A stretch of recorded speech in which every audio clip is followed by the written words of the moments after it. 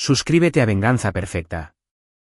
Nos encantaría saber desde qué parte del mundo nos acompañas. Cuéntanos en los comentarios. Ahora, sumerjámonos en la historia de hoy. Capítulo 1. Subestimado. Adrián Fuentes había aprendido desde temprano en la vida que ser subestimado era la mayor ventaja que un hombre podía tener. Al crecer en el sistema de casas hogar después de que sus padres murieran en un sospechoso incendio en su casa cuando él tenía 8 años, observaba cómo los trabajadores sociales, los maestros y las posibles familias adoptivas lo daban por perdido, como si estuviera dañado. Había usado ese rechazo para educarse a sí mismo, para observar, para planear. Ahora, a sus 32 años, dirigía un modesto negocio de contratista en San Marcos, un pequeño pueblo donde la familia Ríos había controlado todo durante 3 generaciones. Pedro Ríos era dueño de la empresa de construcción más grande, de la mitad de los bienes raíces comerciales, y tenía al jefe de la policía local en el bolsillo.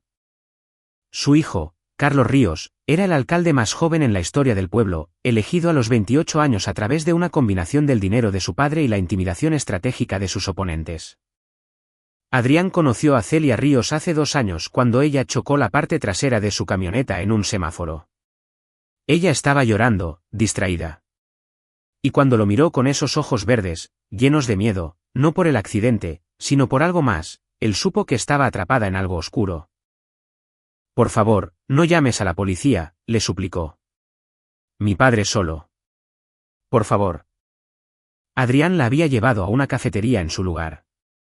A lo largo de horas de conversación, Celia reveló la verdad sobre la familia Ríos.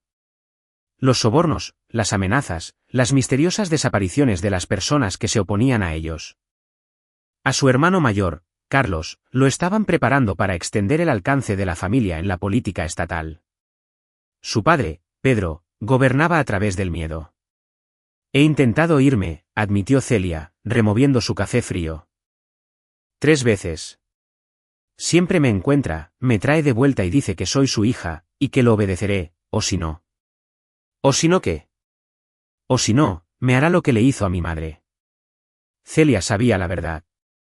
La madre de Celia, Margarita Ríos, había muerto hacía 7 años. Oficialmente, fue una caída por las escaleras. Celia estaba en casa esa noche. Ella sabía la verdad. Adrián había pasado su vida investigando el incendio que mató a sus padres. Su padre, Raúl Fuentes, había sido un inspector municipal que descubrió violaciones a los códigos y sobornos en los proyectos de construcción de Pedro Ríos. 2 semanas antes de que estuviera programado para testificar ante la Fiscalía Federal, ocurrió el incendio en la casa. La investigación concluyó que fue cableado defectuoso. Cableado instalado por la constructora Ríos. Él nunca le dijo esto a Celia, no todavía. En cambio, Adrián la cortejó cuidadosa y pacientemente. Desempeñó el papel de un simple contratista, un don nadie de ninguna parte. Pedro y Carlos lo trataban con un desprecio apenas disimulado. En las cenas familiares, se burlaban de su crianza, de su modesto negocio, de su origen callejero. «Mi hija podría haber tenido a cualquiera», decía Pedro, cortando su filete con precisión violenta. En cambio, trae a casa a un huérfano. Sin familia, sin linaje, sin perspectivas. Adrián sonreía y asentía. Dejaba que pensaran que era débil. Dejaba que pensaran que estaba agradecido por su tolerancia. Cuando le propuso matrimonio a Celia en un puente con vista al río, ella lloró y dijo que sí. En su pequeña boda, Pedro no apareció. Carlos llegó tarde, apestando a whisky, y brindó haciendo una broma sobre casos de caridad. El padrino de Adrián, Ramiro Garza, le susurró al oído: «Di la palabra y le rompo la mandíbula». «Todavía no», respondió Adrián. «Deja que cabe más profundo». Ramiro era una de las pocas personas que conocía la verdadera historia de Adrián. Habían servido juntos en la inteligencia militar, y ahora Ramiro trabajaba como investigador privado con conexiones muy profundas y oscuras. Durante 18 meses de matrimonio, Adrián interpretó su papel a la perfección. Documentó todo, fechas, horas, fotografías, grabaciones. Se hizo amigo de personas a las que los Ríos habían perjudicado, dueños de negocios a los que habían llevado a la quiebra, políticos a los que habían chantajeado, familias que habían destruido. Y entonces Celia quedó embarazada. Tenemos que irnos, dijo ella una noche, sosteniendo la prueba positiva con manos temblorosas. Antes de que mi padre se entere, antes de que hagan a nuestro hijo parte de esto. Todavía no, dijo Adrián, abrazándola. Confía en mí, muy pronto. Pero Celia cometió un error. Se lo confió a su amiga Candela Macías, quien inmediatamente corrió a contarle a Pedro Ríos la información. El esposo de Candela trabajaba para la constructora Ríos y temía más perder su trabajo de lo que ella valoraba la amistad. 3 días después, Pedro apareció en su pequeña casa con Carlos pisándole los talones. Reunión familiar, anunció Pedro, entrando sin llamar. Su cabello plateado estaba impecable, su traje era caro. A sus 61 años, se portaba como un rey, inspeccionando sus dominios. Carlos estaba detrás de él, con los pulgares enganchados en el cinturón. Tenía 32 años, era alto y atlético, con los mismos fríos ojos azules de su padre. La placa de alcalde en su cinturón reflejaba la luz. «¿Estás embarazada?», le dijo Pedro a Celia. No fue una pregunta. «Papá, por favor». «¿Cómo te atreves?». Su voz era suave, mortal. «¿Cómo te atreves a poner la semilla de este bastardo dentro de ti sin mi permiso?». Adrián se levantó del sofá. «Señor Ríos, ella es su hija». «Ustedes». «Cierra la boca, maldito huérfano». El rostro de Pedro se había puesto rojo. «¿Crees que puedes entrar en mi familia? ¿Crees que tu ADN de basura merece mezclarse con la sangre de los Ríos?». Celia se interpuso entre ellos. «Papi, detente. Lo amo. Vamos a tener a este bebé». La bofetada fue tan rápida que Adrián apenas la vio. Celia tropezó hacia atrás, apoyándose en la pared. Entonces, Pedro la agarró por el cuello y la estrelló contra el muro. El sonido de su cabeza golpeando el panel de yeso hizo que la visión de Adrián se volviera blanca de rabia. «Esa cosa dentro de ti no es familia», le gruñó Pedro a Celia en la cara. «Te desharás de él, o yo me desharé de él por ti». Celia lloraba, con una mano en el vientre y sangre goteando de su nariz. «El bebé», susurró. Adrián se movió hacia adelante instintivamente, pero Carlos fue más rápido. El alcalde sacó una Glock de su cintura y apuntó al pecho de Adrián. «No te muevas, bueno para nada», dijo Carlos con una sonrisa. «Agredir al alcalde y a su padre. Eso es un delito grave. Te dispararé en defensa propia, y todos los policías de este pueblo respaldarán mi historia». Adrián miró el arma, luego a Pedro, que aún sostenía a su esposa contra la pared, luego al rostro petulante de Carlos. Y se echó a reír. Comenzó como una risita, que luego se convirtió en una risa genuina. Adrián se encorvó, con las manos en las rodillas, riendo tan fuerte que se le salieron las lágrimas. «¿Qué carajos te pasa?», exigió Carlos, con la confusión reemplazando su confianza. Adrián se secó los ojos y señaló más allá de ellos hacia la puerta principal, que ahora estaba abierta. «Caballeros», dijo entre risas. «Creo que tienen visitas». Carlos se dio vuelta y su rostro palideció. Pedro soltó a Celia y se giró. De pie en la puerta había 6 personas, 4 agentes federales en equipo táctico, una mujer con un rompevientos de la Agencia de Investigación Criminal y un hombre de traje caro que llevaba un maletín.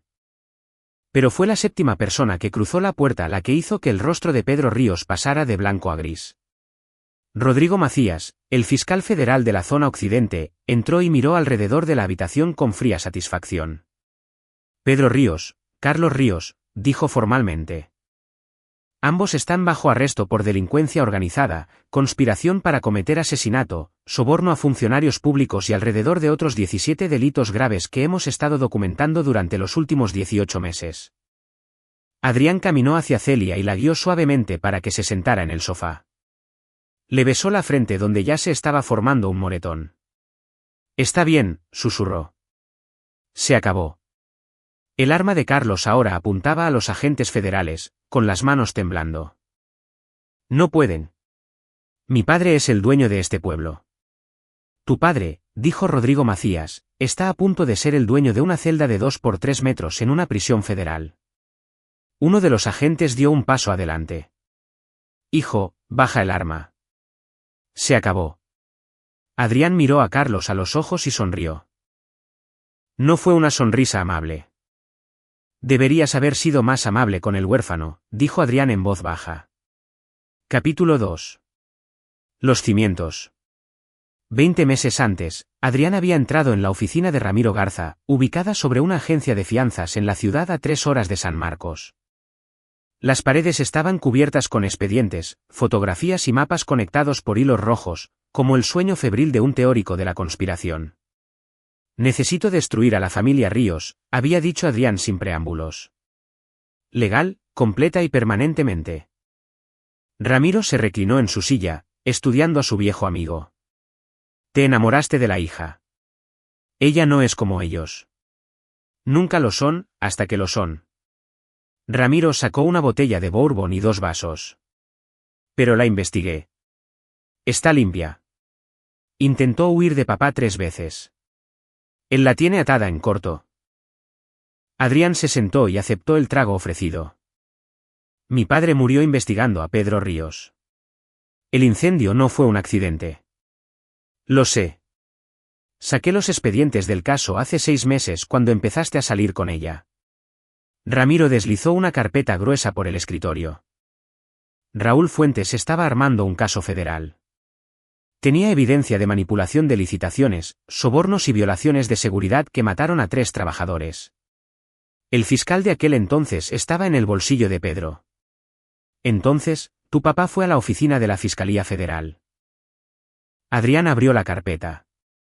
Dentro había copias de las notas de su padre, fotografías y una lista de testigos. Muchos tenían fallecido o reubicado, escrito junto a sus nombres.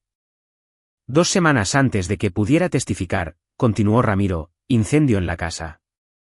El investigador de incendios provocados encontró evidencia de acelerantes, pero fue anulado por el jefe de bomberos, quien se retiró 2 años después con unos ahorros misteriosamente grandes. ¿Podemos probarlo? No después de 24 años. Pero Ramiro sacó otra carpeta. Esta, mucho más gruesa. Podemos probar todo lo demás. La familia Ríos se ha vuelto descuidada con los años. Demasiado cómodos. La campaña a la alcaldía de Carlos violó 8 leyes electorales federales. La empresa de construcción de Pedro ha estado lavando dinero a través de empresas fantasma. Han sobornado jueces. Amenazado testigos, y Carlos usa su posición para cerrar negocios rivales con violaciones falsas. Adrián estudió los documentos. ¿De dónde sacaste todo esto? Tengo amigos en lugares interesantes. Algunos de ellos también le guardan rencor a la familia Ríos. Ramiro encendió un cigarrillo. Pero el asunto es este. Las fuerzas del orden locales no los tocarán. Necesitamos intervención federal y necesitamos pruebas irrefutables. Entonces, construimos el caso. No. Ramiro negó con la cabeza. Hacemos que ellos lo construyan por nosotros. Te casas con la chica. Entras en la familia y te conviertes en el micrófono oculto. Cada cena familiar, cada reunión de negocios, cada conversación ebrio donde Carlos se jacte de sus crímenes. Tú lo documentas todo. Eso tomará tiempo. Al menos 1 año, tal vez 2. Ramiro lo miró a los ojos. ¿Puedes soportar jugar al marido de Bill mientras se burlan de ti? Mientras Pedro te trata como basura y Carlos te trata como un sirviente. Adrián pensó en sus padres, en la vida que habían planeado para él antes de que Pedro Ríos los mandara a asesinar. En todas las otras familias que los Ríos habían destruido. Puedo soportarlo, dijo. Y lo había hecho. Durante 18 meses, Adrián había llevado un micrófono oculto a cada función familiar. Colocó dispositivos de grabación en la oficina de Pedro, en la sede de la campaña de Carlos y en la casa de la familia Ríos. Documentó sobornos, amenazas y conspiraciones criminales. Pero no había trabajado solo. 3 meses después de la boda, Adrián había recibido una llamada de un número desconocido. La voz al otro lado era profesional, femenina y seria. Señor Fuentes, soy la agente especial Beatriz Robles, de la Agencia de Investigación Criminal. Entiendo que tiene información sobre la familia Ríos. Adrián casi había colgado pensando que era una trampa, pero Beatriz le explicó que los federales habían estado investigando a la familia Ríos durante 6 años, desde que Carlos Ríos había sido implicado en la sospechosa muerte de su oponente por la alcaldía, Iván Leiva, quien murió en un accidente automovilístico 2 semanas antes de las elecciones. Los cables de los frenos habían sido cortados, pero la policía local lo había catalogado como una trágica falla mecánica. Sabemos lo que son, había dicho Beatriz. Pero no podemos tocarlos sin evidencia que se sostenga en un tribunal federal. Cada vez que nos acercamos, los testigos desaparecen o de repente no recuerdan nada. Pedro Ríos tiene a la mitad del gobierno local en su bolsillo. Puedo conseguirles evidencia, dijo Adrián. Pero necesito protección para mi esposa. Si puede entregar lo que promete, señor Fuentes, su esposa estará en protección de testigos antes de que su familia siquiera sepa que los golpeó. A partir de ese día, Adrián había sido un informante confidencial. Cada grabación, cada documento, cada pieza de evidencia iba directo a las autoridades federales. La agente Robles se había sentido impresionada por su entrenamiento de inteligencia. Él sabía cómo recolectar evidencia, cómo evitar la detección, cómo documentar la cadena de custodia. Pero la investigación se había expandido más allá de la familia Ríos. Las grabaciones de Adrián habían capturado conversaciones con jueces, policías, representantes estatales y dueños de negocios, todos parte de la red de corrupción que Pedro había construido durante 3 décadas. El fiscal federal Rodrigo Macías se había hecho cargo personalmente del caso. Era un perro de presa que había construido su reputación derribando familias del crimen organizado y maquinarias políticas corruptas. Cuando revisó la evidencia de Adrián, la llamó la documentación más completa de corrupción municipal que he visto en 20 años. El plan había sido esperar hasta que tuvieran suficiente evidencia para garantizar condenas por todos los cargos principales. Estaban cerca. Tan cerca, cuando Celia quedó embarazada. Adrián sabía que eso aceleraría todo. Pedro nunca aceptaría un nieto de basura como Adrián. La violencia era inevitable, así que adelantó el cronograma. Le dijo a la agente Robles que Pedro probablemente reaccionaría violentamente cuando se enterara del embarazo. Pusieron vigilancia en la casa y asignaron agentes para estar listos para intervenir a la primera señal de asalto. Lo que Adrián no había esperado era que fuera tan violento y tan rápido. Cuando las manos de Pedro rodearon el cuello de Celia, cuando vio la sangre de su nariz, cuando Carlos sacó esa arma. Adrián había estado a punto de matarlos a ambos con sus propias manos. Al diablo con el caso federal. Pero la justicia era más dulce y más limpia. Capítulo 3. El ajuste de cuentas. Los agentes federales tuvieron a Carlos en el suelo en segundos, con el arma pateada lejos, esposado con las manos a la espalda. Estaba gritando sobre brutalidad policial, sobre sus derechos, sobre cómo su padre les haría pagar a todos. Pedro Ríos se quedó paralizado, con el rostro pálido. Por primera vez en su vida, no tenía poder, ni influencia, ni una ruta de escape. Esto es un error, dijo Pedro, su voz intentando recuperar la autoridad. No sé qué mentiras les han contado, pero... Tenemos grabaciones, dijo la agente Beatriz Robles, dando un paso adelante con una tableta. Presionó reproducir. La voz de Pedro llenó la habitación, no me importa si tienes que incendiar su tienda con él adentro. Santiago Moya cree que puede oponerse a mí en este pueblo. Hazlo desaparecer. Luego la voz de Carlos, papá, no podemos seguir matando gente cada vez. Podemos hacer lo que se nos dé la maldita gana. ¿Quién va a detenernos? ¿La policía? Son míos. Los jueces. ¿Son míos, también? Este es nuestro pueblo, hijo. Nuestro reino. El rostro de Pedro pasó de pálido a carmesí. ¿Eso? Eso está sacado de contexto. Tenemos 47 horas de grabaciones, dijo Rodrigo Macías, abriendo su maletín y sacando un documento grueso. Tenemos registros financieros que muestran que lavó más de 550 millones de pesos a través de empresas fantasma. Tenemos el testimonio de 12 testigos detallando los sobornos, la extorsión y los esquemas de asesinato por encargo. Tenemos suficiente evidencia para encerrarlo por el resto de su vida natural.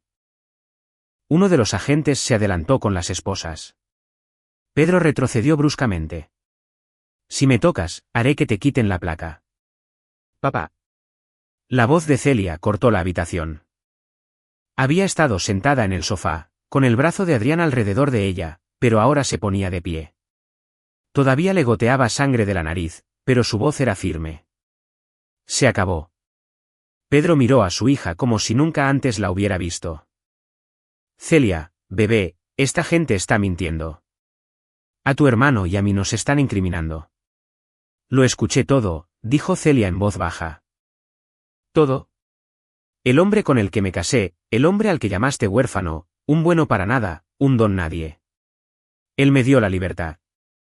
Él me dio esperanza. Y tú intentaste matar a nuestro bebé porque no soportas la idea de no controlarlo todo. Estaba protegiéndote, rugió Pedro. Este hombre te está usando. ¿No lo ves? Las únicas personas que me han usado alguna vez han sido tú y Carlos, dijo Celia. Ahora las lágrimas caían por su rostro, pero su voz seguía siendo fuerte. Mamá también lo sabía. Por eso intentó irse. Por eso la mataste. La habitación quedó en silencio. El rostro de Pedro se torció de rabia. ¿Y de algo más? Culpa tal vez, o el miedo de que su secreto más oscuro hubiera sido pronunciado en voz alta. Se cayó, susurró él. Tu madre se cayó por las escaleras. Yo estuve ahí, dijo Celia. Tenía 12 años y vi cómo la empujaste. Vi cómo intentó agarrarse a la barandilla. Vi cómo le pateaste la mano. Pasé 15 años teniendo demasiado miedo para decirlo en voz alta, pero lo vi, papá. Vi cómo la asesinabas. La agente Robles escribía rápidamente en su libreta. Señorita Ríos, ¿está dispuesta a testificar eso bajo juramento? Señora Fuentes, corrigió Celia, su mano encontrando la de Adrián. ¿Y sí? Sí, lo estoy. Pedro se abalanzó sobre su hija, pero los agentes fueron más rápidos. Lo tenían en el suelo, esposado en menos de 3 segundos. Gritaba obscenidades, amenazando a todos en la sala, prometiendo que todos pagarían. Carlos, todavía en el suelo, se había quedado completamente en silencio. Sus sueños a la alcaldía, su futuro político, su libertad. Todo se estaba evaporando ante sus ojos. Sáquenlos de aquí, ordenó Rodrigo Macías. Mientras los agentes arrastraban a Pedro y Carlos Ríos fuera de la casa, Pedro le gritó a Adrián, ¿crees que has ganado? ¿Crees que esto ha terminado? Estaré libre en una semana. Tengo conexiones. Tengo dinero. Adrián caminó hasta la puerta y miró hacia abajo al hombre que había asesinado a sus padres. No, dijo Adrián suavemente. Tenías conexiones. Tiempo pasado. Verás, cada persona a la que sobornaste, cada juez que era tuyo, cada policía que controlaste. A todos se les ha ofrecido inmunidad a cambio de su testimonio. Tu reino está construido sobre el miedo, señor Ríos. Y una vez que la gente deja de tenerte miedo, los reinos caen bastante rápido. Se agachó, para estar a la altura de Pedro. Mi padre, Raúl Fuentes, intentó detenerte hace 24 años. Lo mandaste matar, lo quemaste vivo en su casa con mi madre. Yo tenía 8 años. Y pasé 24 años planeando este momento. Los ojos de Pedro se abrieron de par en par, llenos de reconocimiento y terror. Raúl Fuentes era tú. Mi padre, confirmó Adrián. Y cada uno de los días que pasaste pensando que te habías salido con la tuya fue un regalo. Porque usé ese tiempo para estudiarte, para documentar tus movimientos, para construir un caso tan hermético que ni siquiera tus costosos abogados podrán encontrarle una grieta. Adrián se puso de pie y miró al fiscal federal. Señor Macías, creo que mencionó 17 delitos graves. 18 ahora, con el testimonio de la señora Fuentes sobre el asesinato de su madre, dijo Rodrigo Macías con satisfacción. Posiblemente 19 cuando terminemos de analizar los registros financieros. Adrián sonrió. Suena a una larga sentencia de prisión. Máxima seguridad federal, confirmó Macías. Ambos. Sin posibilidad de libertad condicional por al menos 30 años. Arrastraron a Pedro Ríos hacia afuera, aún gritando amenazas que ahora sonaban huecas y desesperadas. Una hora después, la casa finalmente estaba en silencio. Adrián se sentó en el sofá con Celia, sosteniendo hielo contra su rostro amoratado mientras un paramédico revisaba sus signos vitales y los latidos del corazón del bebé. Su bebé está bien, dijo el paramédico. Pero debería ver a su ginecólogo a primera hora del lunes, solo para estar segura. Y querrá que le revisen bien ese moretón. Después de que todos se fueron, Celia se volvió hacia Adrián. ¿Cuánto tiempo hace que sabes lo de tus padres? Desde que tenía 15 años. A un trabajador social se le escapó que el incendio de la casa era sospechoso. Pasé los siguientes 17 años investigando, planeando. Él le tocó la cara suavemente. Y luego te conocí. Y de repente ya no se trataba solo de venganza. Se trataba de salvarte a ti también. Me usaste, dijo ella en voz baja. Al principio, sí, admitió Adrián. No te voy a mentir. Me acerqué a ti porque eras una forma de entrar a la familia. Pero luego me enamoré de ti. La verdadera tú, no la princesa Ríos en la que intentaban convertirte. Y todo lo que he hecho desde entonces ha sido para protegerte y darte tu libertad. Celia se quedó en silencio por un largo momento. Debería estar enojada. Debería odiar el hecho de que me manipulaste. Entendería si lo hicieras, pero no lo hago. Ella apoyó la cabeza en su hombro. Me diste la única cosa que he querido desde que tenía 12 años. Justicia para mi madre. Y me diste libertad de ellos. Eso es más de lo que nadie más haya hecho por mí. Adrián la abrazó con fuerza. ¿Qué quieres hacer ahora? Quiero irme de este pueblo, dijo Celia. Quiero ir a algún lugar donde ellos nunca hayan estado, donde nadie conozca el apellido Ríos. Quiero criar a nuestro bebé en un lugar donde la corrupción y el miedo no lo gobiernen todo. ¿Podemos hacer eso? La agente Robles ya nos ha ofrecido protección de testigos si lo queremos, dijo Adrián. Nombres nuevos, nueva ubicación, un nuevo comienzo. Pero, preguntó ella. Pero creo que deberíamos quedarnos, dijo Adrián. Este pueblo ha estado bajo el yugo de los Ríos durante 30 años.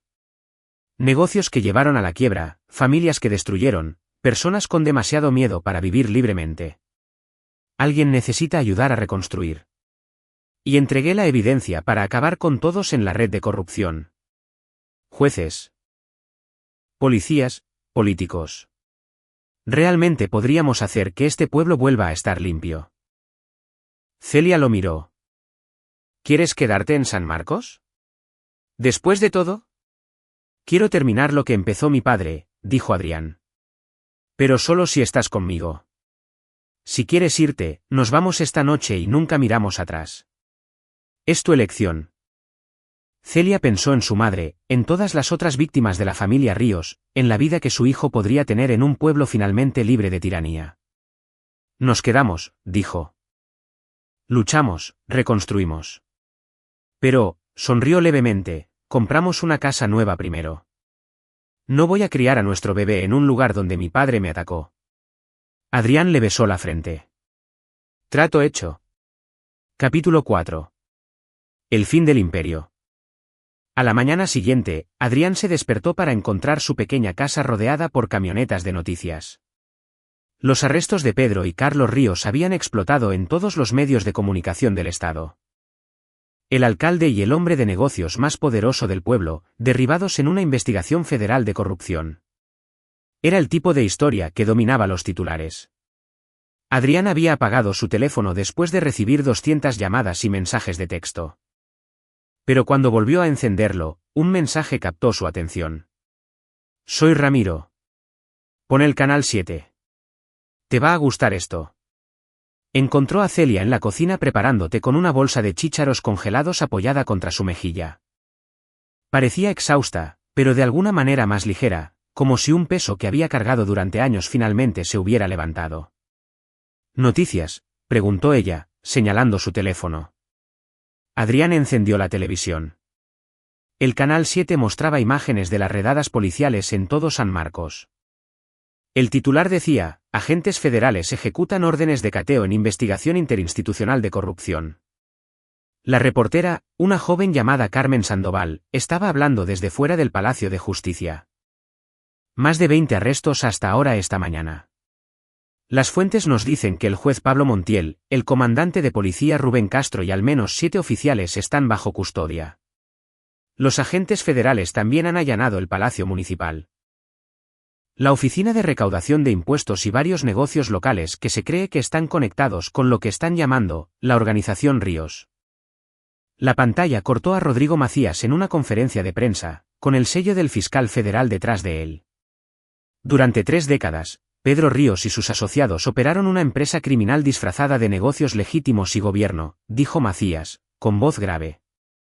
Sobornaron a funcionarios públicos, manipularon procesos de licitación, extorsionaron a dueños de negocios y asesinaron al menos a 4 personas, que hemos podido confirmar. Hoy, con la ayuda de un informante confidencial cuyo coraje no se puede subestimar. Hemos comenzado a desmantelar esta organización. Un periodista gritó una pregunta. ¿Puede decirnos quién es el informante? Puedo decirles que esta persona lo arriesgó todo para exponer la corrupción que había infectado cada nivel del gobierno municipal, respondió Macías. Y puedo decirles que sin sus 18 meses de evidencia documentada, ninguno de estos arrestos habría sido posible. Adrián recibió un mensaje de texto del agente Robles: mantendremos su identidad en secreto, pero el pueblo se dará cuenta tarde o temprano. Estén listos. Le mostró el mensaje a Celia. ¿Quieres ir a algún lado por unos días? Quedarte con amigos hasta que esto se calme. No tengo amigos en este pueblo, dijo Celia en voz baja. Todos tenían demasiado miedo de mi padre como para ser amigos de verdad. Sonó el timbre. Adrián revisó la cámara de seguridad, otra mejora que había instalado discretamente hace meses, y vio a 2 personas que reconocía. Abrió la puerta. Santiago Moya estaba en el porche, con su esposa Patricia a su lado. Santiago era dueño de un pequeño restaurante que los Ríos habían intentado obligar a cerrar hacía 3 años. Habían enviado inspectores de salud, habían creado falsas violaciones a los códigos y finalmente habían mandado matones a destrozar el lugar. Santiago había aguantado por pura terquedad. Adrián, dijo Santiago, extendiendo la mano. Vimos las noticias y queríamos decirte, gracias. No sé a qué te refieres, dijo Adrián cuidadosamente. Los federales le habían dicho que negara todo públicamente. Claro que no, dijo Patricia con una sonrisa cómplice. De cualquier manera, queríamos que supieras que tienes aliados en este pueblo, aliados de verdad. Y si alguien te da problemas, llámanos. A lo largo del día, pasaron más personas. Dueños de negocios a los que los Ríos habían amenazado. Familias a las que habían extorsionado. Personas que habían vivido con miedo durante años y ahora veían cómo se hacía justicia. Pero no todos estaban agradecidos. Alrededor del mediodía, las ventanas de la camioneta de Adrián fueron destrozadas con un ladrillo. Alguien pintó con aerosol la palabra soplón en el costado de la casa. Llamadas anónimas lo amenazaron a él y a Celia. Para la noche, Ramiro había llegado con 3 de sus amigos contratistas de seguridad, todos exmilitares. Establecieron un perímetro alrededor de la casa. Pinchaste a la bestia, dijo Ramiro, revisando la mira de su rifle. Cada policía corrupto, cada hombre de negocios corrupto, cada escoria que se benefició de la familia Ríos. Todos saben que su mina de oro se acabó. Algunos de ellos van a ser estúpidos al respecto. ¿De cuántos estamos hablando?, preguntó Adrián. Al menos 30 personas en este pueblo hicieron dinero en serio con la corrupción de los Ríos, dijo Ramiro. 10 de ellos fueron arrestados esta mañana. Los otros 20 están luchando por esconder la evidencia o hacer tratos con los federales, pero algunos te van a echar la culpa a ti. Esa noche, Celia no podía dormir.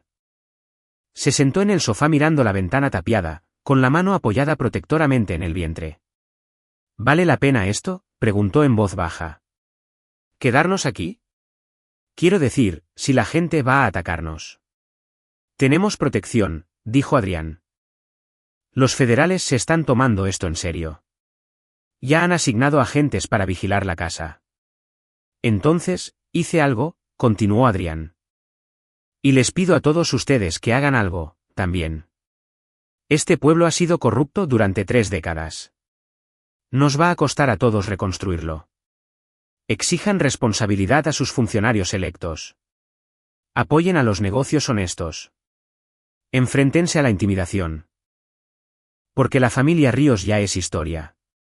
Pero la cultura del miedo que crearon no desaparecerá de la noche a la mañana.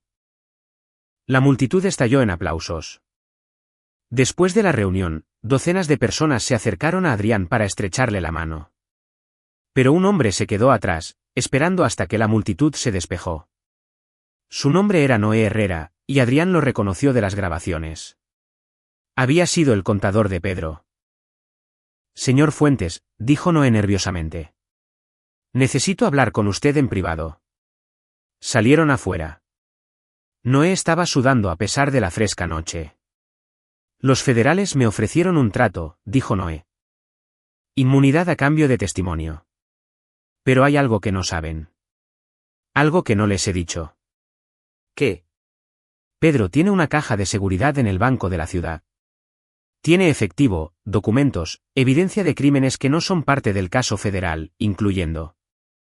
Noé hizo una pausa, incluyendo pruebas de que él asesinó a sus padres. Fotos de la escena del incendio provocado antes de la investigación oficial, instrucciones que le dio al tipo que provocó el fuego. Todo eso. El corazón de Adrián latía con fuerza. ¿Por qué me estás diciendo esto? Porque le llevé los libros a Pedro durante 15 años y lo vi destruir vidas, dijo Noé. Fui demasiado cobarde para detenerlo. Pero tal vez pueda darle un cierre. La caja está a nombre de Omar Montero. Es un alias que usaba para transacciones ilegales. La llave está escondida en su oficina en la empresa de construcción. Detrás de un panel falso en la pared. Puedo decirle exactamente dónde. Cuéntaselo a los federales. Lo haré, pero quería que usted lo supiera primero. Noé lo miró con ojos atormentados. Siento no haberme presentado antes. Siento haberlo ayudado. Lo siento por todo. Adrián lo estudió por un largo momento. Dile a los federales todo. Testifica con la verdad y tal vez puedas vivir contigo mismo. Noé asintió y se alejó. Adrián llamó a la agente Robles de inmediato.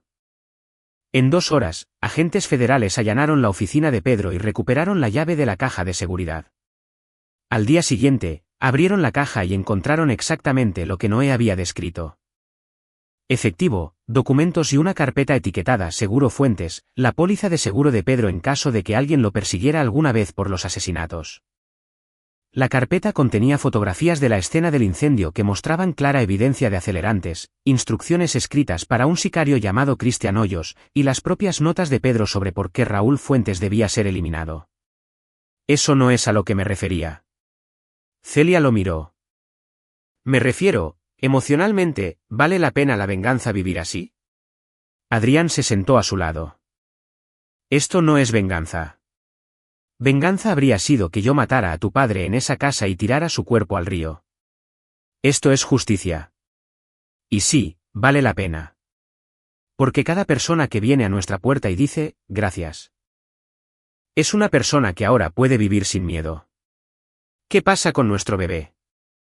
¿Queremos que crezca en un pueblo donde la mitad de la gente piensa que su padre es un héroe y la otra mitad piensa que es un traidor?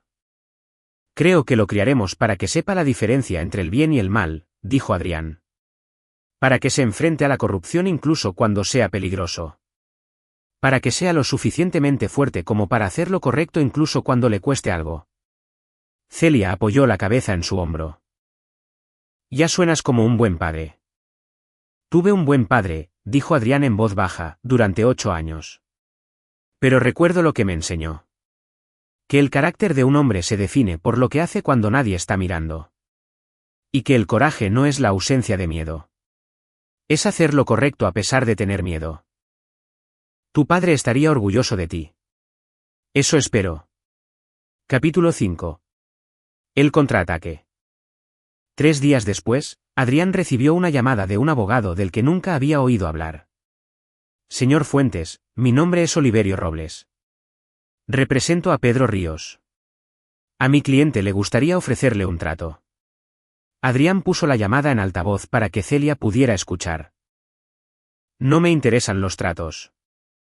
Deberían interesarle. Verá, mi cliente es un hombre razonable. Entiende que tal vez las cosas se salieron de control. Está dispuesto a retirar cualquier posible demanda civil en su contra, asegurarse de que su negocio no se vea afectado e incluso proporcionar un acuerdo generoso, digamos. 35 millones de pesos, a cambio de que usted se retracte de su testimonio. Adrián se rió. Su cliente se enfrenta a 19 delitos federales graves. Mi testimonio es el menor de sus problemas. ¿Lo es? Porque he revisado la evidencia, señor Fuentes, y gran parte de ella se obtuvo mientras usted llevaba un micrófono oculto sin informar a las otras partes. Hay dudas sobre el consentimiento, sobre el entrampamiento, sobre si los federales siguieron correctamente. Guárdelo para el jurado, dijo Adrián. No me voy a retractar de nada. Entonces está cometiendo un error. La voz de Oliverio se volvió fría. Un hombre en su posición, con una esposa embarazada, debería pensar cuidadosamente antes de hacerse enemigos. La mandíbula de Adrián se tensó. ¿Es una amenaza? Es un consejo. Buen día, señor Fuentes. La llamada terminó. Celia estaba pálida. ¿Realmente pueden hacer algo legalmente? Quiero decir. Ni una oportunidad, dijo Adrián. La fiscalía revisó cada pieza de evidencia, pero están intentando intimidarnos. Los intentos de intimidación aumentaron. Alguien cortó los neumáticos del auto de Celia. El negocio de Adrián recibió reseñas de una estrella en línea de cuentas falsas. Lanzaron un ladrillo a través de su ventana a las 2 de la madrugada con una nota: los soplones terminan en zanjas. Pero el pueblo también estaba cambiando. Con los arrestos, la gente comenzaba a hablar abiertamente de la corrupción que habían soportado. Se convocó una reunión comunitaria para discutir la supervisión del departamento de policía. Los negocios locales que habían sido obligados a pagar dinero de protección se estaban uniendo para presentar una demanda colectiva contra el patrimonio de los ríos. Adrián asistió a la reunión en el centro comunitario. Se presentaron casi 300 personas, la mayor asistencia a cualquier evento cívico en la historia de San Marcos. Una mujer llamada Susana Vargas se puso de pie primero. Era dueña de una panadería que casi había cerrado después de que el Departamento de Salud, bajo las órdenes de Pedro, la clausurara por violaciones que no existían. Perdí 2 años de ingresos, dijo, con la voz temblorosa de ira. Mis empleados perdieron sus trabajos. Mis hijos casi perdieron sus fondos para la universidad porque Pedro Ríos quería mi edificio para el desarrollo inmobiliario de su sobrino. Una por una, las personas compartieron sus historias. El mecánico cuyo garaje fue incendiado por negarse a falsificar inspecciones de vehículos. El maestro que fue despedido por negarse a cambiar las calificaciones de un miembro de la familia Ríos. El contratista que fue incluido en la lista negra por competir en licitaciones contra la empresa de construcción de Pedro. Adrián se sentó en la parte de atrás escuchando, dándose cuenta por primera vez de cuántas vidas había destruido la familia Ríos. Al final de la reunión, Santiago Moya se puso de pie. Creo que todos sabemos quién expuso a la familia Ríos. Y creo que le debemos nuestro agradecimiento a esa persona. La multitud se volvió para mirar a Adrián. Él no había querido reconocimiento, pero ahora no tenía elección. Se puso de pie. No hice esto solo, dijo Adrián. Los agentes federales, la Fiscalía de la República, todas las personas que han estado documentando los crímenes de los Ríos durante años. Ellos son los que hicieron esto posible. Yo solo ayudé a conectar los puntos. ¿Por qué?, preguntó alguien. ¿Por qué arriesgarlo todo? Adrián tomó aire. Porque hace 24 años, Pedro Ríos mandó asesinar a mis padres. Mi padre era un inspector municipal que iba a testificar en su contra. Y durante 24 años, Pedro pensó que se había salido con la suya. Pero el asunto con la maldad es que solo gana cuando la gente buena no hace nada. La sala se quedó en silencio. Fue suficiente para añadir cargos de asesinato a la ya extensa lista de delitos de Pedro. Capítulo 6. El inicio del juicio. 6 meses después, comenzó el juicio. Se llevó a cabo en un tribunal federal en la ciudad, con seguridad tan estricta que todos los que entraban pasaban por detectores de metales y revisión de bolsos. Pedro Ríos había envejecido drásticamente. Su cabello plateado se había vuelto blanco. Su rostro estaba demacrado y sus costosos trajes colgaban holgadamente de su cuerpo. Parecía un hombre que sabía que ya estaba vencido. Carlos Ríos, por el contrario, todavía tenía la arrogancia que provenía de toda una vida de privilegios. Sonreía con suficiencia a los fiscales, susurraba con sus abogados y fulminaba a Adrián con la mirada cada vez que sus ojos se encontraban. El caso de la fiscalía fue devastador. Reprodujeron grabaciones de Pedro ordenando violencia contra sus enemigos. Mostraron registros financieros que probaban millones en dinero lavado. Llamaron a testigo tras testigo que detallaron los crímenes de la familia Ríos. En el cuarto día, Celia subió al estrado. Miró directamente a su padre mientras prestaba juramento. Pedro se negó a mirarla a los ojos. Señora Fuentes, comenzó el fiscal, ¿puede contarnos sobre la noche del 10 de diciembre, hace 15 años? La voz de Celia era firme. Tenía 12 años. Mi madre, Margarita Ríos, le dijo a mi padre que quería el divorcio. Había encontrado evidencia de sus infidelidades y sus negocios ilegales, y planeaba ir a las autoridades.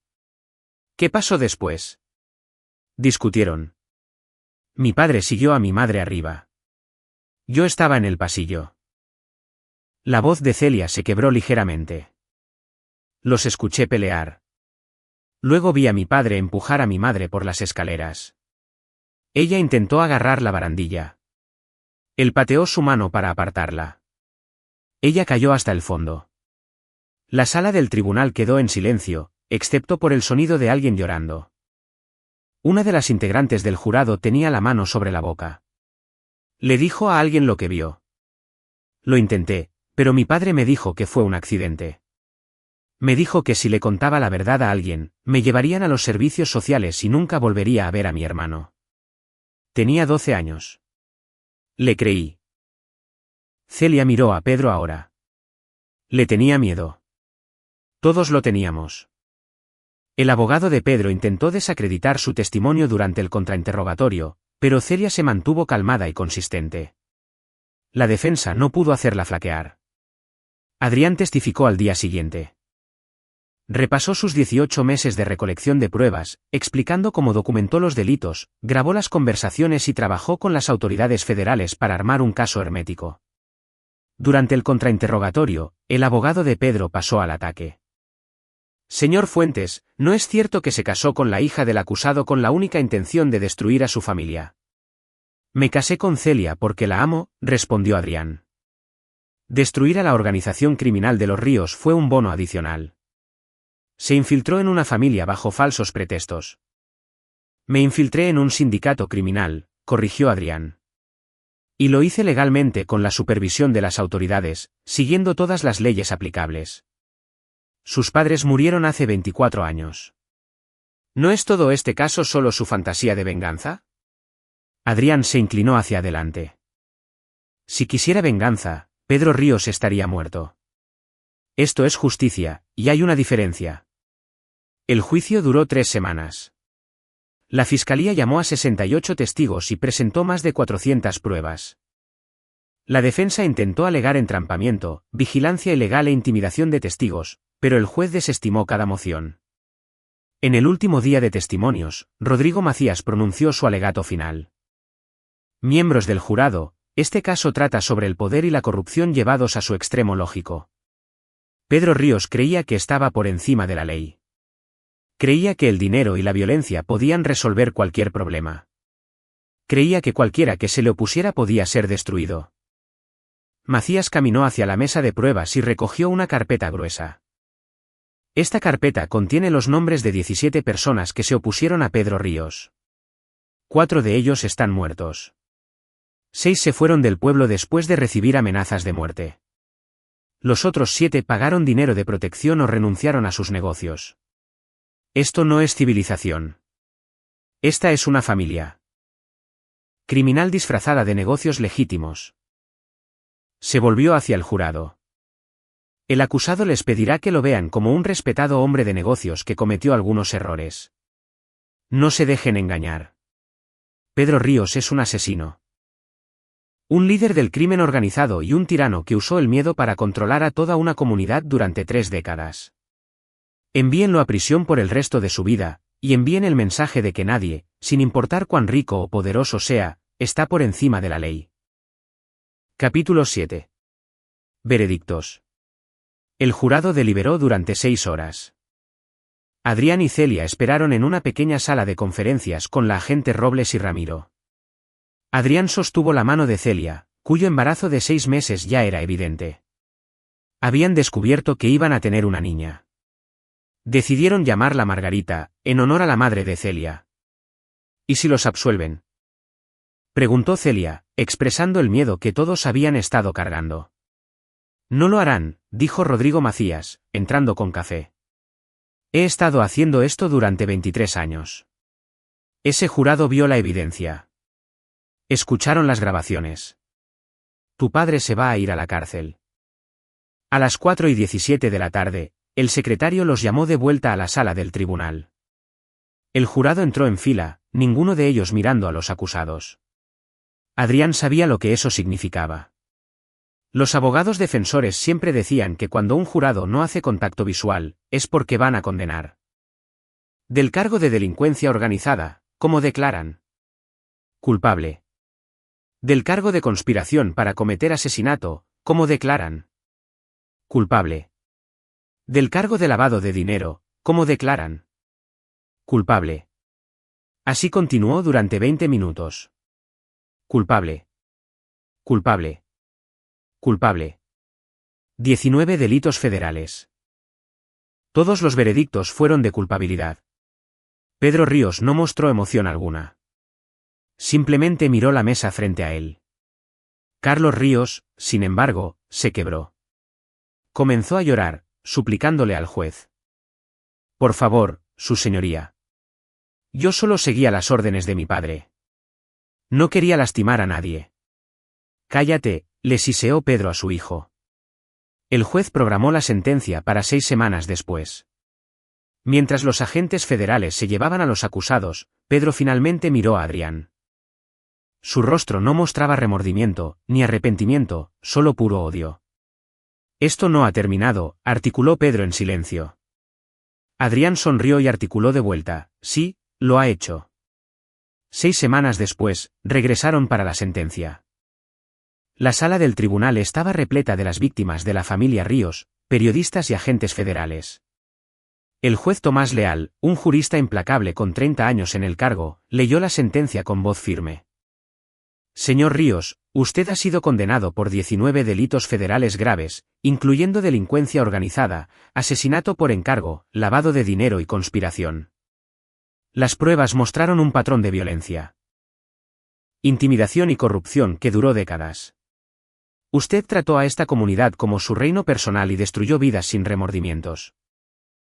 Pedro miraba al frente, con el rostro impasible. Por la presente lo condeno a cadena perpetua en una prisión federal, sin posibilidad de libertad condicional. Además, ordeno la incautación de todos los activos obtenidos a través de actividades criminales, que se utilizarán para compensar a sus víctimas. Pedro no se inmutó. Carlos Ríos fue sentenciado a continuación, 45 años en prisión federal con posibilidad de libertad condicional después de cumplir 35. Mientras el juez pronunciaba la sentencia, Carlos se derrumbó por completo, sollozando entre sus manos. Pedro simplemente apartó la mirada de su hijo con disgusto. Después de la sentencia, Rodrigo Macías ofreció una conferencia de prensa en las escaleras del juzgado. Hoy se hizo justicia. Pero este caso no se trata solo de 2 hombres yendo a prisión. Se trata de una comunidad que fue aterrorizada durante 3 décadas y que ahora es libre para reconstruirse. Se trata de víctimas que tenían demasiado miedo de hablar y que finalmente obtienen justicia. Y se trata del coraje de un hombre para exponer a una organización criminal. Un reportero preguntó, ¿puede confirmar que Adrián Fuentes fue su informante confidencial? Macías sonrió. Puedo confirmar que el señor Fuentes es un héroe. Arriesgó su vida y la seguridad de su familia para exponer la corrupción. Este caso no habría sido posible sin él. Las cámaras se volvieron hacia Adrián, quien estaba al borde de la multitud con Celia. Señor Fuentes, ¿Qué quiere que la gente sepa sobre este caso?, gritó una periodista. Adrián lo pensó por un momento. Quiero que la gente sepa que la corrupción solo sobrevive cuando la gente buena guarda silencio. Mi padre intentó detener a Pedro Ríos hace 24 años y le costó la vida. Pero su coraje me inspiró a terminar lo que él empezó. Si ven una injusticia, no miren hacia otro lado. Pónganse de pie. Alcen la voz. Porque el mal solo gana cuando no hacemos nada. Capítulo 8. Reconstrucción. Durante el año siguiente, San Marcos se transformó. Con la familia Ríos desaparecida y sus cómplices en prisión o cooperando con las autoridades, el pueblo celebró elecciones especiales. Santiago Moya fue elegido alcalde, postulándose con una plataforma de transparencia y gobierno ético. El puesto de comandante de policía fue para una forastera, una mujer llamada Felisa Gómez, proveniente de la policía estatal, que tenía una reputación de integridad y cero tolerancia a la corrupción. La investigación federal había confiscado más de 700 millones de pesos en activos de la familia Ríos. Un juez federal ordenó que el dinero se usara para compensar a las víctimas de sus delitos. Los negocios que habían quebrado recibieron restitución. Las familias que habían sido extorsionadas recuperaron su dinero. El mecánico al que le quemaron el garaje recibió lo suficiente para reconstruir y expandirse. El negocio de contratista de Adrián creció. Sin los Ríos controlando todos los proyectos importantes, finalmente hubo competencia justa por los contratos. Contrató a 10 nuevos empleados, incluidas varias personas que habían sido incluidas en la lista negra por Pedro por negarse a participar en la corrupción. Pero el verdadero cambio fue cultural. La gente ya no miraba por encima del hombro antes de criticar a los funcionarios electos. Los dueños de negocios no pagaban dinero de protección. El periódico, que había sido intimidado para guardar silencio durante años, ganó un premio estatal a la libertad de prensa por su reportaje de investigación sobre el caso Ríos. Adrián y Celia se mudaron a una nueva casa en las afueras del pueblo, una hermosa propiedad con un terreno donde su hija pudiera crecer segura. Decidieron quedarse en San Marcos después de todo. No porque tuvieran que hacerlo, sino porque querían ser parte del renacimiento del pueblo. Margarita Maggi Fuentes nació en un soleado día de junio. Adrián sostuvo a su hija por primera vez y le hizo la promesa silenciosa de que crecería en un pueblo donde la justicia importaba, donde la corrupción era castigada y donde hacer lo correcto se celebraba en lugar de temerse. La recuperación de Celia de la traición de su familia fue más lenta. Había comenzado terapia para procesar el trauma de su infancia, el asesinato de su madre y el abuso de su padre. Algunos días eran más difíciles que otros, pero estaba sanando y su amor era más fuerte por haber sobrevivido a todo juntos. Una noche, 6 meses después del nacimiento de Maggi, Adrián estaba sentado en el porche con Ramiro, observando el atardecer. ¿Alguna vez te arrepientes?, preguntó Ramiro. Todo el plan, el peligro, todo eso. Adrián pensó en sus padres, en la justicia demorada pero finalmente cumplida. Pensó en la comunidad que se estaba reconstruyendo en algo mejor.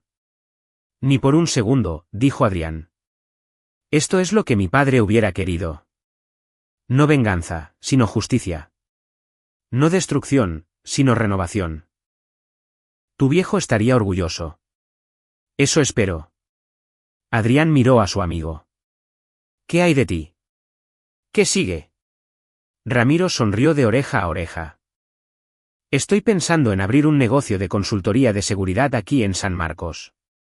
Parece un pueblo en ascenso. Necesita personas que sepan cómo proteger lo que importa. Encajarás perfectamente. Se sentaron en un cómodo silencio hasta que Celia salió con Maggi en sus brazos. Alguien quiere darle las buenas noches a su papá, dijo Celia, entregándole el bebé a Adrián.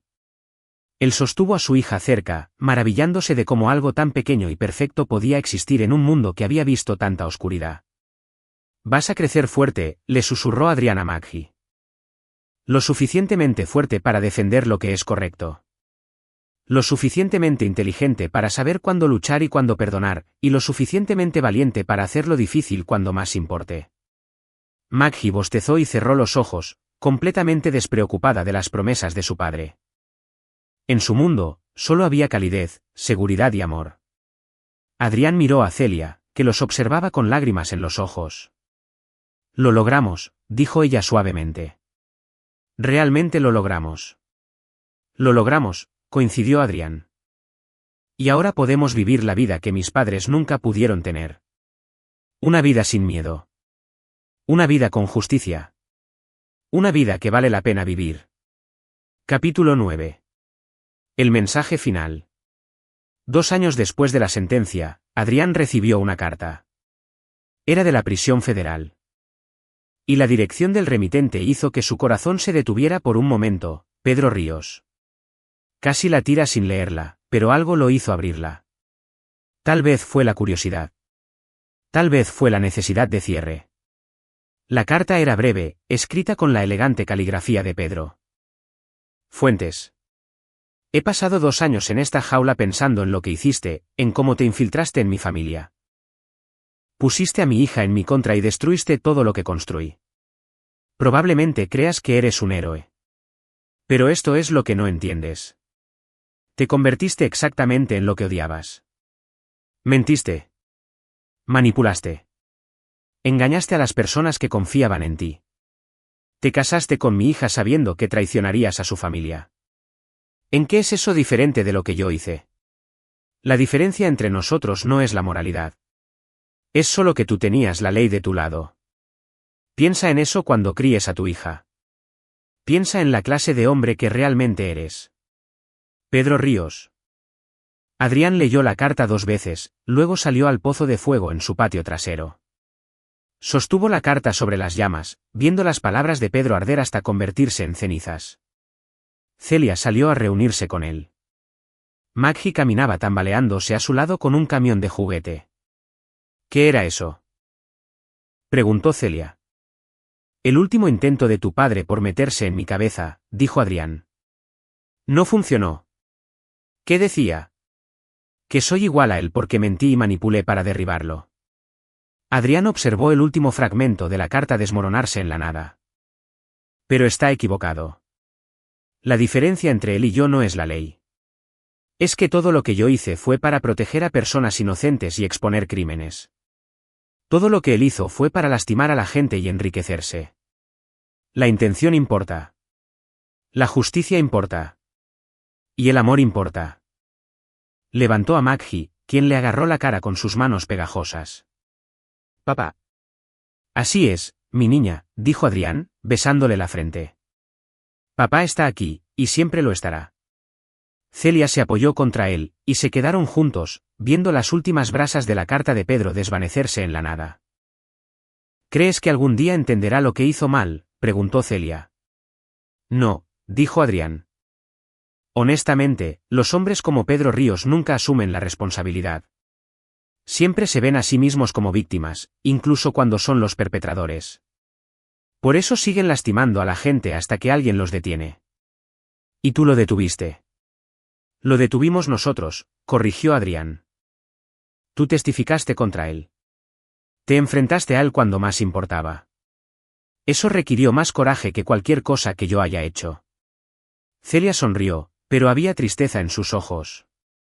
Todavía extraño tener un padre, incluso uno terrible. Es una locura. Es humano, dijo Adrián. Puedes llorar lo que debería haber sido mientras sigues sabiendo que hiciste lo correcto. Maggie se retorció para bajar y la dejaron corretear por el jardín persiguiendo una mariposa. Ella nunca conocerá a su abuelo, dijo Celia en voz baja. No, coincidió Adrián. Pero crecerá sabiendo que sus padres defendieron lo correcto, incluso cuando fue difícil. Crecerá en un pueblo donde la justicia significa algo.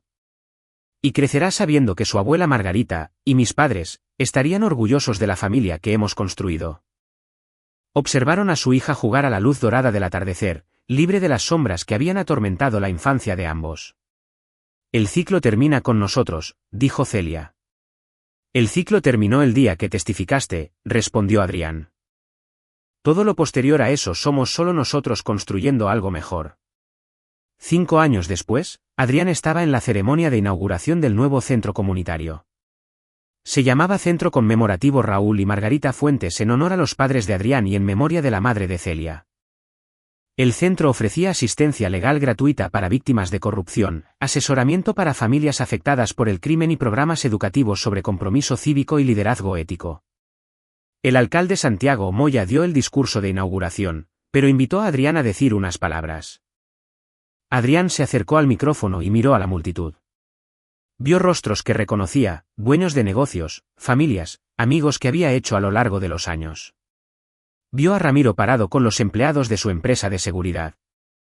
Vio a Celia sosteniendo a Maggie, de 7 años, quien llevaba un vestido con dinosaurios porque estaba en su etapa de dinosaurios. Mi padre solía decir que una comunidad es tan fuerte como la capacidad de sus miembros más débiles para buscar justicia, comenzó Adrián. Durante demasiado tiempo, este pueblo fue un lugar donde la justicia dependía de cuánto dinero tuvieras o a quien conocieras. Donde defender lo correcto podía costarte todo. Hizo una pausa, reuniendo sus pensamientos. Pero la justicia no es algo que las personas poderosas les concedan a los débiles. La justicia es algo que construimos juntos todos los días a través de pequeños actos de coraje. Cuando el dueño de un negocio se niega a pagar un soborno, cuando un testigo dice la verdad a pesar de las amenazas. Cuando una hija testifica contra su padre abusivo. Cuando una comunidad se une y dice, no más. Adrián señaló el edificio detrás de él. Este centro existe porque la gente de este pueblo se levantó. Alzaron la voz. Se negaron a ser silenciados por el miedo. Y ahora este centro se asegurará de que cualquiera que enfrente injusticias tenga a dónde acudir. Alguien que luche por ellos porque eso es lo que hacen las comunidades. Se protegen unas a otras. La multitud aplaudió y Adrián bajó del podio. Más tarde, mientras caminaban hacia su auto, Maggie tiró de la manga de Adrián. Papi, la señora dijo que eres un héroe. ¿Eres un héroe? Adrián se agachó al nivel de su hija. No, corazón. Los héroes son personas que usan capas y vuelan en los cómics. Yo solo soy alguien que hizo lo correcto cuando importaba. Pero tú detuviste al hombre malo. Ayudé a detenerlo, corrigió Adrián suavemente, junto con muchas otras personas, tu mami, los agentes federales, los abogados, los testigos que testificaron. Los héroes no son reales, Maggie. Pero el coraje sí. Y el coraje es solo tener miedo de algo. Pero hacerlo de todos modos porque es lo correcto. Maggie pensó en esto seriamente. Quiero ser valiente. Lo serás, prometió Adrián. Ya lo veo en ti. Condujeron a casa a través de un pueblo que se había transformado a sí mismo. Nuevos negocios bordeaban la calle principal. El juzgado tenía una nueva política de transparencia. El departamento de policía había pasado 2 años sin una sola denuncia de corrupción. No era perfecto. Los pueblos nunca lo son, pero era mejor. Fundamental y significativamente mejor. Esa noche, después de acostar a Maggie, Adrián y Celia se sentaron en su porche trasero bebiendo vino y mirando las estrellas. ¿Alguna vez piensas en lo que escribió tu padre en esa carta?, preguntó Celia. Sobre si eres diferente a él. A veces, admitió Adrián.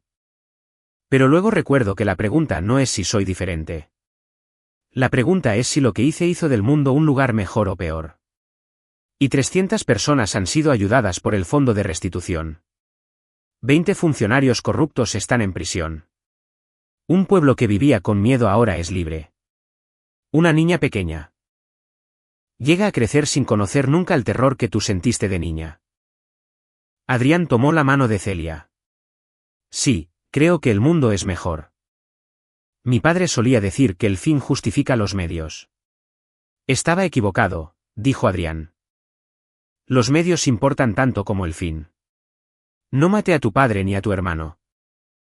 Aunque quería hacerlo. No fabriqué evidencia ni los incriminé de delitos que no cometieron. No me convertí en un monstruo para luchar contra monstruos. Usé la ley. Recolecté evidencia real. Y dejé que la justicia siguiera su curso. Y esa es la diferencia, dijo ella. Esa es la diferencia. Se sentaron en un cómodo silencio.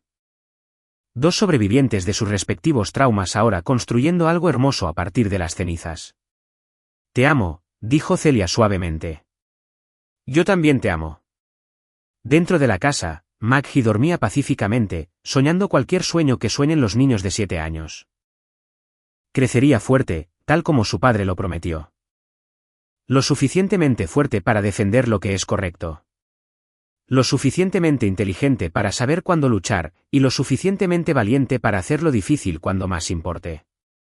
El ciclo de corrupción y miedo que había definido a la familia Ríos durante generaciones había terminado. En su lugar, Adrián y Celia estaban construyendo algo mejor. Un legado de justicia, coraje y amor. Y al final, esa era la mejor venganza de todas. No la destrucción, sino la creación. No igualar el mal con el mal, sino responder a la oscuridad con la luz. Los Pedro Ríos del mundo siempre existirían, ejerciendo el poder sin conciencia, lastimando a la gente sin remordimientos. Pero también lo harían los Adrián Fuentes, personas comunes que eligieron el coraje sobre la comodidad, la justicia sobre el silencio, y el amor sobre el miedo. Y mientras ese equilibrio se mantuviera, mientras la gente buena siguiera de pie cuando más importara, la oscuridad nunca ganaría. No por completo, no permanentemente, nunca. Y ahí lo tienen. Otra historia llega a su fin. ¿Qué les pareció? Me encantaría escuchar sus opiniones en los comentarios a continuación. Si disfrutaron de esta historia, consideren unirse a nuestra comunidad suscribiéndose. Significa el mundo para nosotros. Para más historias como esta, revisen los vídeos recomendados en pantalla, y nos vemos.